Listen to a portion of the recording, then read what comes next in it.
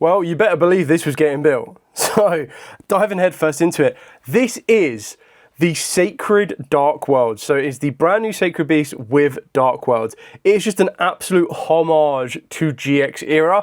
And if you want to step it up one more level, you can actually build and add in Yugioh, which is completely insane. So this is currently a 50 card build. The last 10 cards can be Yugioh cards if you want it to. I'm also still playing a very small danger package, and I'm going to talk you through this entire list, tell you why the Sacred Beast works so well with the Dark Worlds, and because I know you guys are going to like it, and I know you're already going to be putting the video above 50 likes in the first 24 hours, I'm also going to bring you a test hand combo video as well, so you can see how this deck operates in practice. With all of that out of the way, I'm going to dive headfirst into this profile, show you what we've got, and explain why we've got it. So starting off with the brand new Sacred Beast cards. We are playing 3 of the Martyr of the Sacred Beast. Now, the best thing about this card is it's technically a starter. As you know with Dark Worlds, they don't need to rely on their normal summon either, so it's kind of one of the ones that if you see this and not the other normal summon that I'm playing in the main deck, you just summon this guy down and then off you go. So on normal or special, you get to add a Sacred Beast field spell, or more commonly, a Sacred Beast continuous spell or trap from the deck, face up on the field. If you control another Sacred Beast monster, you get to special on 2 Martyrs from the hand, deck, and or graveyard. So with your Dark Worlds or your discard effects or everything else like that in between, if you're discarding them, that's absolutely fine. So there's no issue with that one at all. During your opponent's end phase, if you have this card and a level 10 Sacred Beast monster in your graveyard, you can add it back to the hand. So your resource recurrence is going to be pretty insane. But the other is the fact that this can trigger on normal or special, it just gives you another great starter for the deck. Speaking of more great starters for the deck, we've got 3 Calamity of the Sacred Beast, Hamon, Lord of Striking Thunder. Now this is where it starts to really ramp it up for the Dark World strategy. So it cannot be normal summoned or set, and it must be special summoned with the effect of a Sacred Beast card. You reveal this card in the hand to add a Sacred Beast spell from the deck to the hand. Then you get to discard 1 card as effect. It's not cost, it will trigger your Dark Worlds. You can only use this effect once per turn, and then once per turn, if a monster is sent to your opponent's graveyard, you inflict 1,000 damage to your opponent. So the best thing about that is if they try and summon a monster on their field during your turn, you send it to their graveyard or get it sent to their graveyard, burn it for an additional K. I believe there might actually even be a way to technically not FTK your opponent, but OTK your opponent, because if you can do that during your turn, that's 1,000. You do it during your opponent's turn, that's another 1,000. You've got original Gustav Max, which is 2,000, and then you've got the new Gustav Max, which I believe is another 2,000 during either player's turn. So there's your game there. Then we are playing 3 of the Infernity of the Sacred Beast, Raviel, Lord of Phantasms. Again, same summoning mechanic, it cannot be normal summoned or set except via special summon of a Sacred Beast card effect. You also get to reveal it in the hand to add a Sacred Beast monster from the deck to the hand except itself. Usually you'll search out the Hamon. And then if you do, you discard 1 card, again as effect. So the ideal world, you are revealing either your Raviel, reveal that, grab Hamon, discard a Dark World, search another card, do whatever you need to do, reveal the Hamon. The Hamon can then get you the Sacred Beast, which I'll get to in a second, of Release. Release will then allow you to add 3 Sacred Beasts with different names, and then you get to discard 2 cards, again, via effect, triggering your Dark Worlds. Synergy.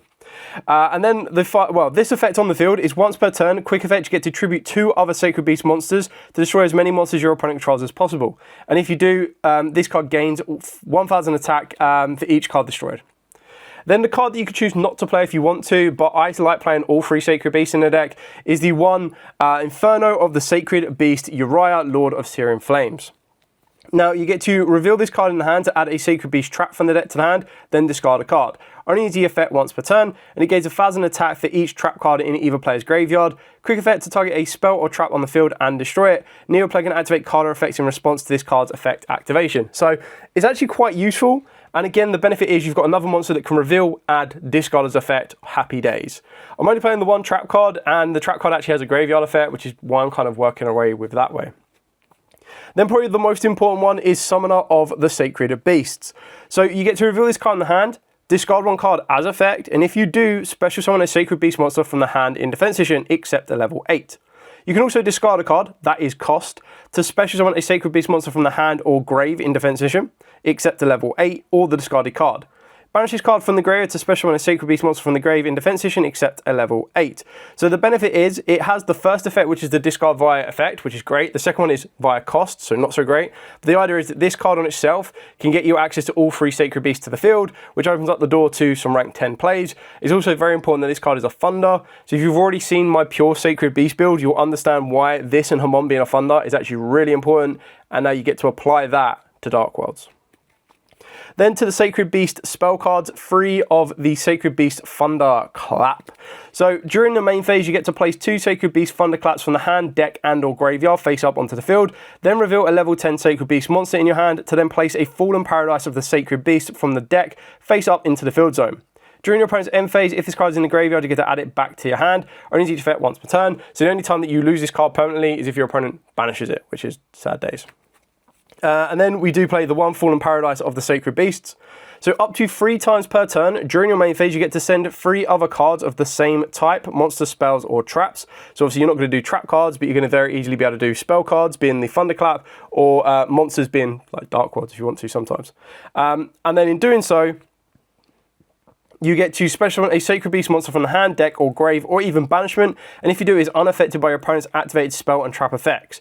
Even try a Sacred Beast monster whose original level is 10, draw 2 cards. Now, of course, in Dark World, you do want to be playing Gate of the Dark World, which is absolutely fine. But you're either going to start off with this, or you're going to replace your gate with this and get an additional 2 draws, which should help extend your plays a little bit further forward. The idea is if you start off with this, that's absolutely fine, because if you go down the Sacred Beast route, you'll be able to get Varudras, and then being able to get access to Varudras gives you that Omni Negate, so you don't need to worry about anything stopping your Dark World plays, once they start to enter the field of play, of course. Then, again, probably the most insane card for the Sacred Beasts is 3 Sacred Beast Release. So add 3 Sacred Beast monsters with different names from the deck to your hand, then discard 2 cards as effect. If this card is in the graveyard, except the turn it was sent there, you get to banish it to then add a level 10 Pyro, Thunder, or Fiend that cannot be normal summoned or set from the deck to the hand. So it gives you direct access to your Hamon or your Raviel and your Uriah, technically. Then the final Sacred Beast card before we move into the Dark Worlds is the Sacred Beast Combined Assault. And if you want to cut this deck down to 40, then you would actually very easily get rid of this, get rid of Uriah. But I kind of feel like you want to be playing Uriah as your like whole Sacred Beast engine and kind of mesh, just to feel that GX era. But this one lets you special summon a Sacred Beast monster from the hand or graveyard in defense position. Then if you control 2 or more Sacred Beast monsters whose original levels are 10, you get to negate the effects of a face-up card your opponent controls. So a bit meh, and if you do, destroy it. The effect that's going to be the most important is banish it from the graveyard to fusion summon a phantasmal fusion monster from your extra deck using monster from the hand or field. Only each effect once per turn. So if the later stage of the game you've been able to get access to your Hamon, your Raviels, and you've already used the reveal effects and you don't want to discard them, then you just become free fusion fodder. But these 2 cards, that and Uriah, are completely optional. Don't have to play them. It's just so that Uriah can be that discard effect, and that's kind of where you want to be working towards it. Moving on to the Dark Worlds. Pretty classic in the form of the 3 rainbow. So over King of the Dark World, discard, search out a level 5 or higher Dark World. Then of course we do have 3 Genta. Discard, grab you Gate of the Dark World, and we are playing 2. I know some people like to play 3. It's really down to personal preference. I am more than happy with 2.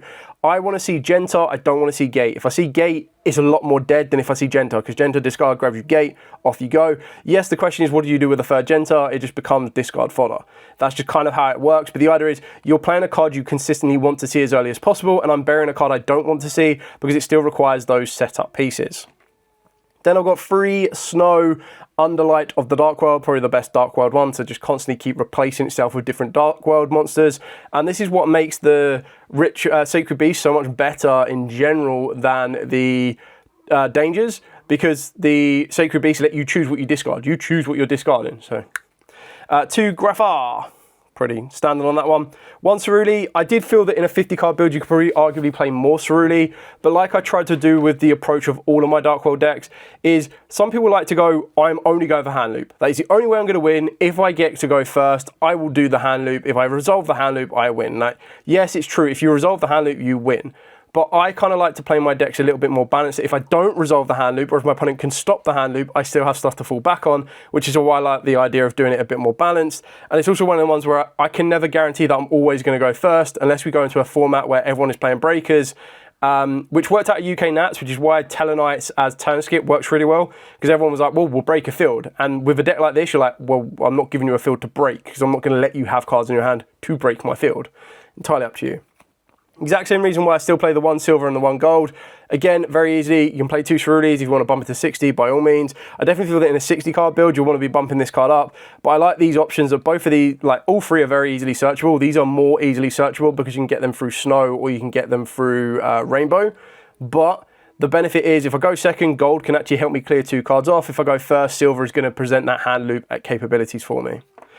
Then my best normal summon, I love this normal summon for the deck. I am playing 3 Kokimiru Guardian. You don't have to play this card, it is entirely optional. Again, if you're trying to condense the deck down to 40, you can get rid of this card, but I just love it.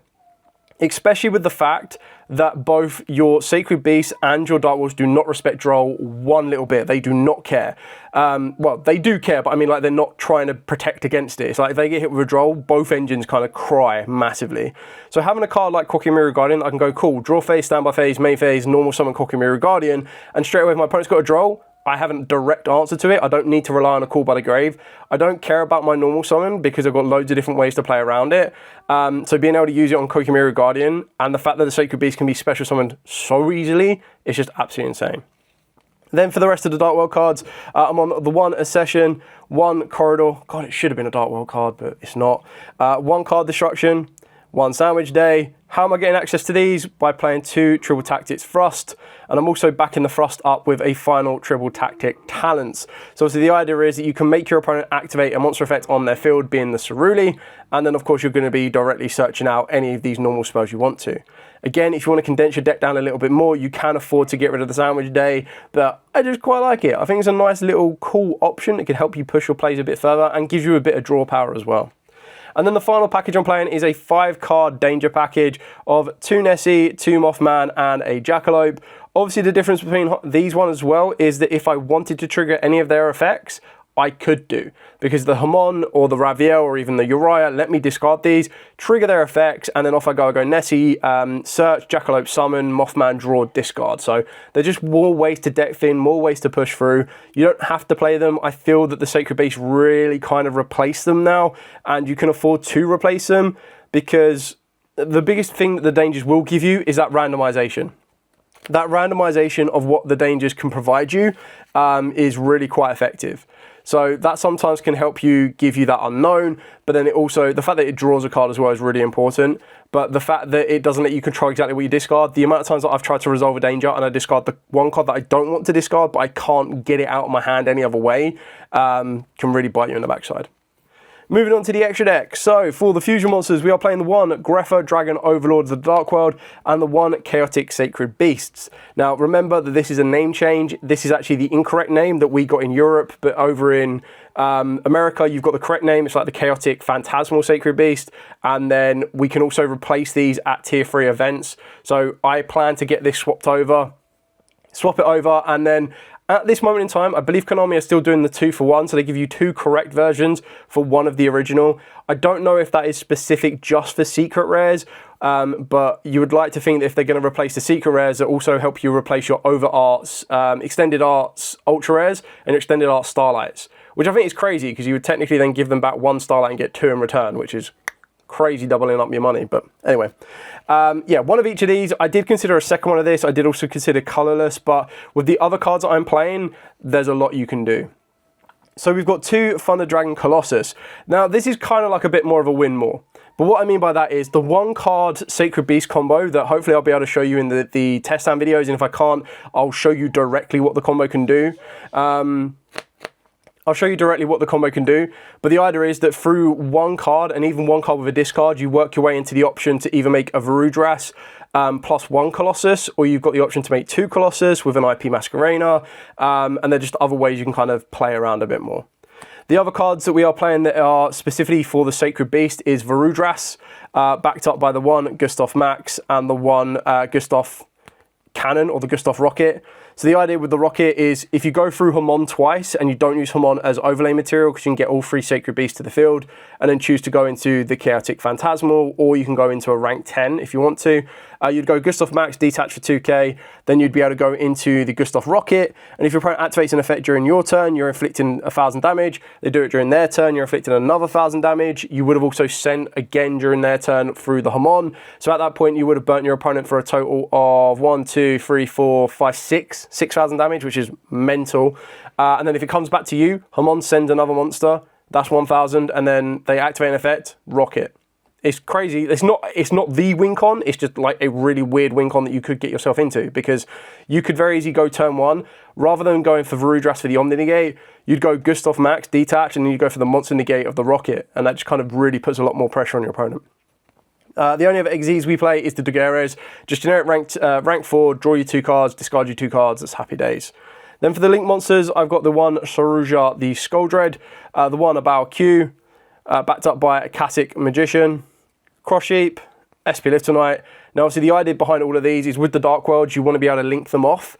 It's specifically like your Greffers and your Rainbows, get into the graveyard, return your materials back to the hand, happy days.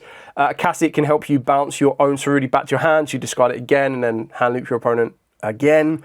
The Skuldred could be ways to draw more cards. So usually once you get to Skuldred, you've probably played through all interactions your opponent has, and all you're trying to do is get the strongest Enfield you possibly can. And it will be in one of those scenarios where by the time you've got Skuldred, 90% of the time, if you resolve the Skuldred, you would have already ripped 2 cards from your opponent's hand. You'll be looking to rip another 2 cards from your opponent's hand, and then you're setting up like an Omni Negate that answers the first card your opponent plays, and then you've got your Greffer that answers the second card. So you just have direct answers for everything they want to play.